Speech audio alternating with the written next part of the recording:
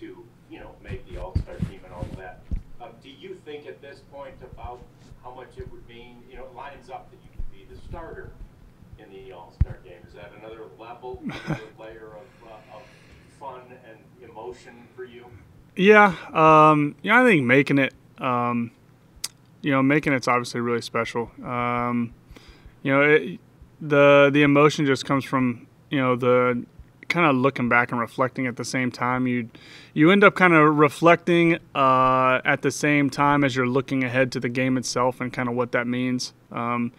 And I mean, there's just been, ups and downs, just like basically everyone's career. There's a lot of ups and downs that, that come to the forefront when you start to even think about the times where you never thought it was going to happen, or, you just, some of the times where you self-doubt and lost confidence, whatever. But, yeah, I mean, it was a really special moment. And I think thanking the teammates and being able to share it with your teammates to be, told in that type of a setting is a lot of fun. Because all of us, we wouldn't be there without the staff and the teammates around us. So to be able to really thank them and to give them their due was fun. When it comes to starting it, I don't know. That might be probably the most nervous I'd ever be on a pitching mound, maybe up to this point. So we'll see if that comes. But I've been texting back and forth with Lance a little bit because obviously he and a couple other guys are maybe in the running for it as well. So. He starts Wednesday against the Twins. I start Wednesday against these Tigers. So we'll kind of see here in a couple of days what it looks like, I guess. Yeah, you kind of mentioned how you go through those ups and downs, and at some point you think, oh man, I'm not going to do this, or you did it. As you start to get older in your career, did you start to think, well, yeah, being an All-Star might not be a goal anymore, or was it always a pretty strong goal, and this therefore is the realization of something that's been a long time goal? Quite honestly, I don't know that being an All-Star was ever a goal. I don't think it's something that I actually sat down and set out to figure out how I was going to accomplish it. So, I wouldn't say that it was a goal. I think, the goal, I try to keep my goals pretty simple. I don't necessarily, set a lot of them. I don't want to necessarily look at, what I accomplish goal-wise or what I don't accomplish as, some sort of bar or determining success.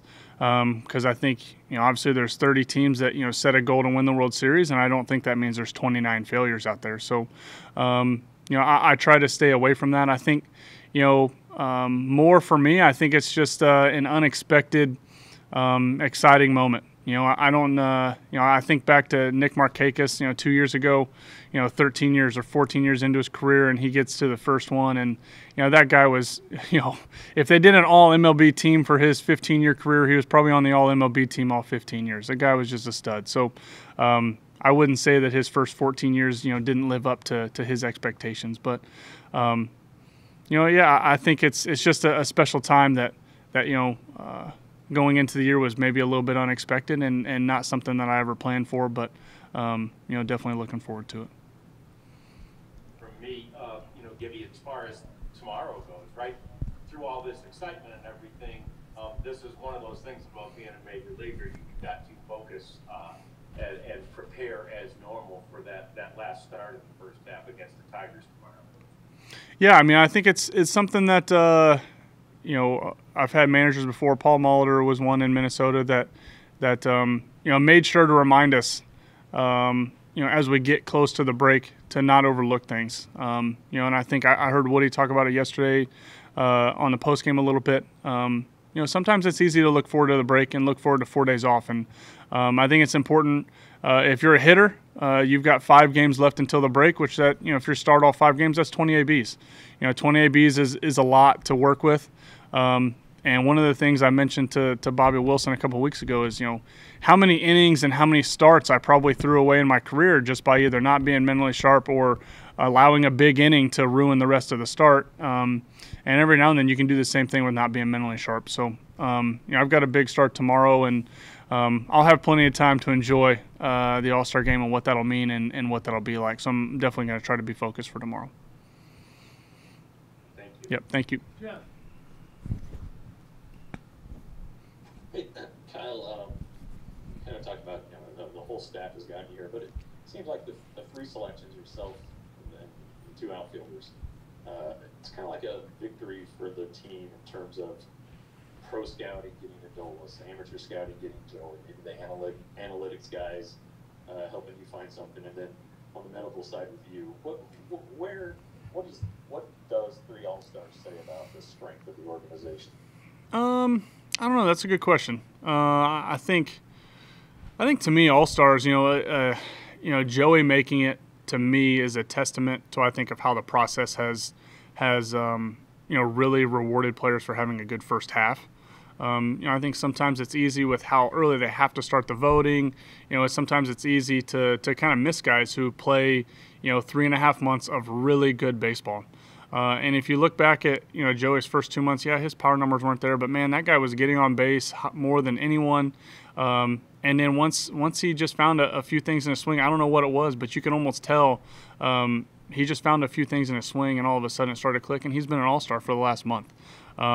But because of how it all worked out, he wasn't in the voting. I think if you ask just about any player here, they will rant and rave about our staff.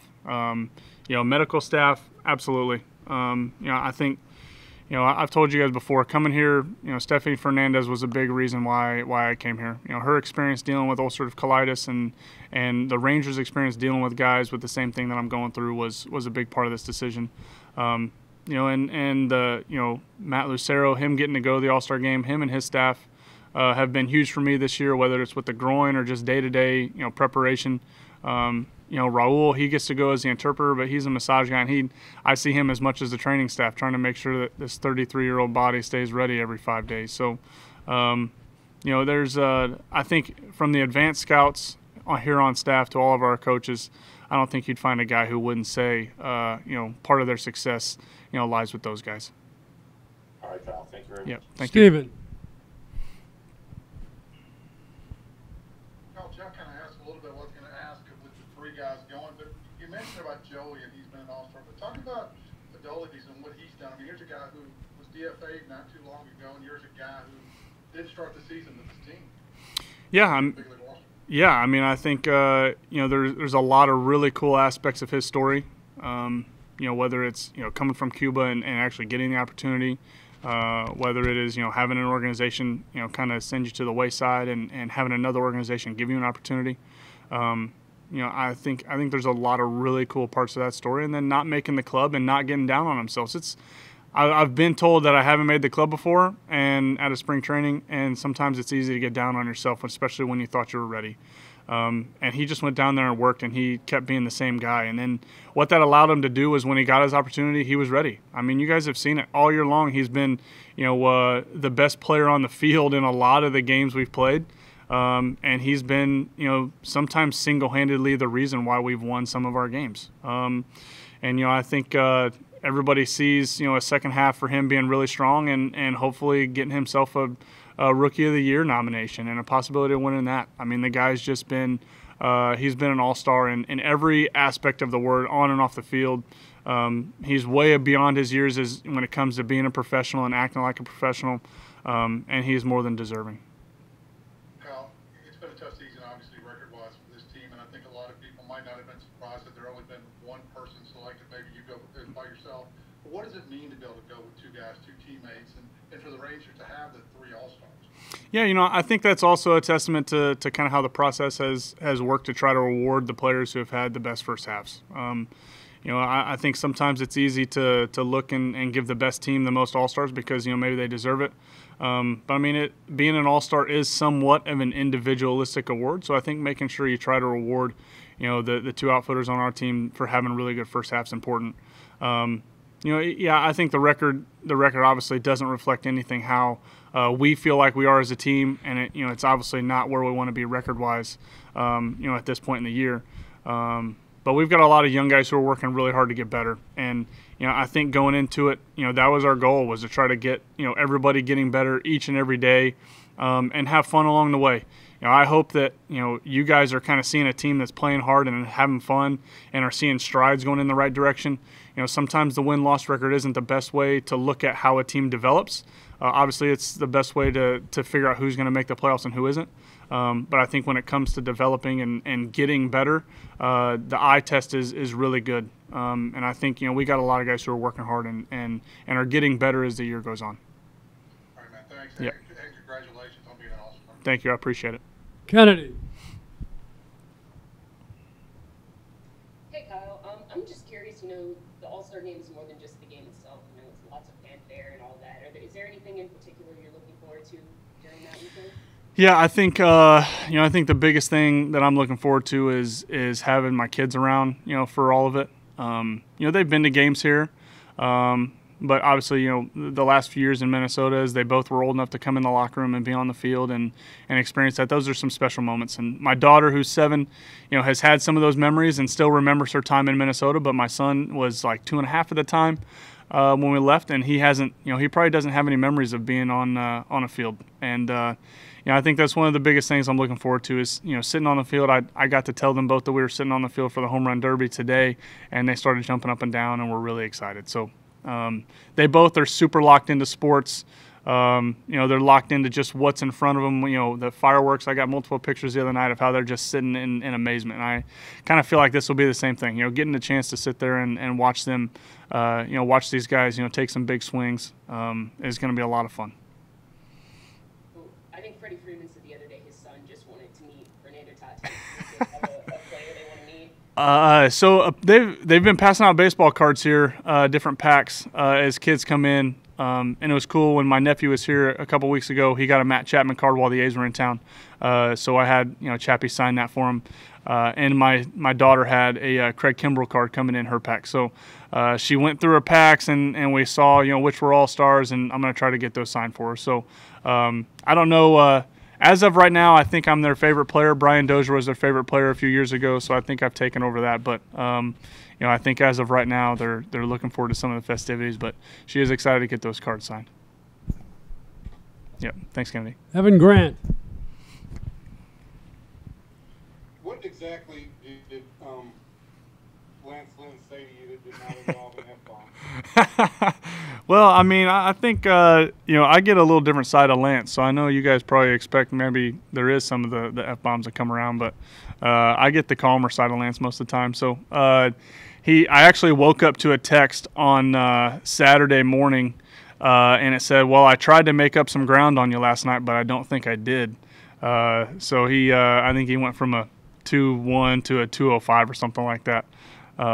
So just those fun things, a couple weeks ago, he was still like a 1-4 or something, and I can't remember what I ended up doing, but I ended up getting the chance to text him, and I thanked him for giving me one day for being in the league lead for ARA until he qualified. So we've had some fun, going back and forth. But yeah, who knows? It's I'm excited to share it with him. That's some of the coolest things. Not only sharing it with your teammates now, but Ryan Presley, I've been teammates with him, and Lance, been teammates with him, and Liam Hendricks, and just getting the chance to see guys and celebrate that with them is going to be a lot of fun.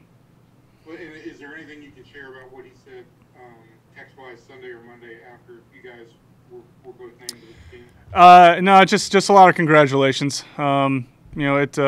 He's been before, but that's been probably some of the coolest things is getting to read some of the text messages I've been getting.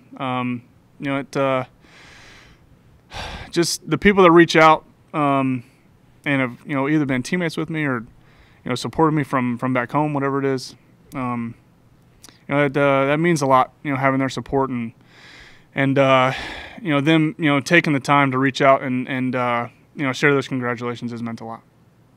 Hey Kyle, on Monday during the All-Star media availability, when guys ask you the questions that we probably asked you all year to ad nauseam about remaking yourself and all the things you did,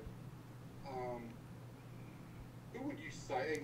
All the credit in the world belongs to you, but who would you cite as being somebody that really made a difference in this whole process for you? Oh, that list is really long.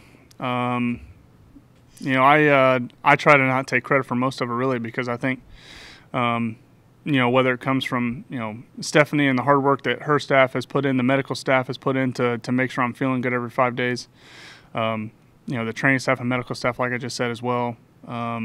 we have coaches that work so hard here. I think even going back to other coaches that over the last few years that have had a hand in making subtle adjustments that maybe just came to fruition this year. Obviously, Randy down at the Florida Baseball Armory, he and his staff have worked really hard and have given me as much time as they can to constantly trying to make me better. Sags and Doug and Brett, all three of those guys, they work so hard every single day trying to get an advance report ready for everyone. And it's specific to what you do. There's so much work that goes on behind the scenes that that I don't even see most of it. But I try to not take credit for most of it because there's so many people working hard. I'm just the guy that gets to kind of be the forefront and try to go out and execute what all these people are trying to help me do. Hey, and last thing on the analytics side, I think you told us that you kind of dove a little bit deeper maybe than you have in the past. Was there anybody that kind of spoke that language better for you this time around than in the past that kind of allowed you to really kind of get it?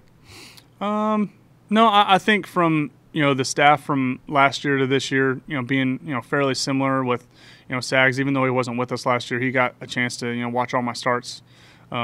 There's something to be said. Yeah, you can watch video and dig into numbers and kind of come up with an idea how to help a guy. But man, I was so blown away with the presentation that him and Brett and Doug came up with this offseason, on how they envisioned my stuff being able to play better and use it better. And I think they had a full year to kind of put their eyes on what I was doing and how I was doing it. They all three do a really good job of being able to take analytical numbers and put them in a language that somebody who's not quite that analytical can understand and can put it into practice. So, but that presentation in the offseason was where it started, and who knows how many hours went into that. Okay. Yep. Thank you. Appreciate it.